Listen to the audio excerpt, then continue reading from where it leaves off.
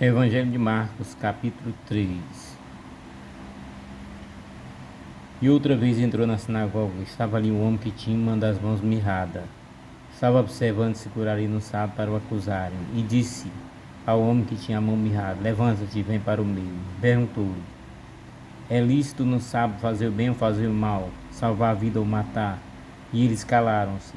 Olhando para eles em redor com indignação, com doentes na dureza do seu coração, disse ao homem: Estende a tua mão. E ele estendeu e foi-lhe restituída a sua mão, sã como a outra. E tendo saído os fariseus, tornaram logo conselho com os herodianos contra ele, procurando ver como o matariam. Retirou-se Jesus com seus discípulos para o mar, e seguiu uma grande multidão da Galiléia e da Judéia, e de Jerusalém, da Idumeia, de além de Jordão e de perto de Tiro, e de Sidom, uma grande multidão que, ouvindo quão grandes coisas fazia, vinha ter com ele. E ele disse aos seus discípulos que lhe tivessem sempre pronto um barquinho junto dele, por causa da multidão, para que não o oprimisse, porque tinha curado a muitos, de tal maneira que todos quantos tinham algum mal se arrojavam sobre ele para lhe tocarem.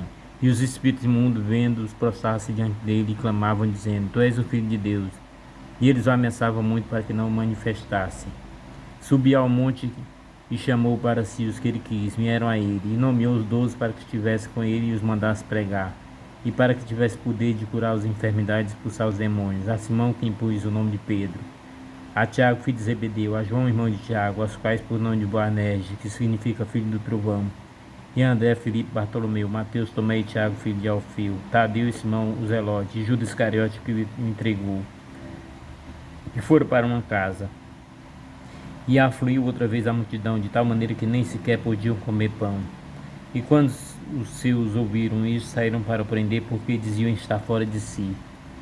E os escribas que tinham descido de Jerusalém diziam: Tem Beelzebul, e pelo príncipe dos demônios expulsa os demônios. Chamando a si, disse nas parábolas: Como pode Satanás expulsar Satanás? Se o reino se divide contra si mesmo, tal reino não pode subsistir. Se uma casa se divide contra si mesmo, tal casa não pode subsistir. Se Satanás se levantar contra si mesmo, se for dividido, não pode subsistir. Antes da enfim, ninguém pode roubar os bens do valente entrando em sua casa. Se primeiro não amarrar o valente, então roubará a sua casa. Na verdade, vos digo que todos os pecados serão perdoados dos filhos dos homens, todas as sortes de blasfêmias contra o blasfemário. Qualquer, porém, que blasfemar contra o Espírito Santo nunca obterá o perdão, mas será réu do eterno juízo. Porque diziam: Tem espírito imundo. Chegaram então os seus irmãos, sua mãe, e estando fora mandaram-nos chamar, e a multidão estava sentada ao redor dele, disseram: Eis que tua mãe e teus irmãos te procuram, estão lá fora.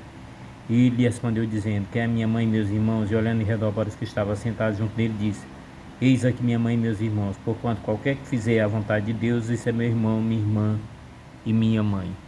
Glória a vós, Senhor.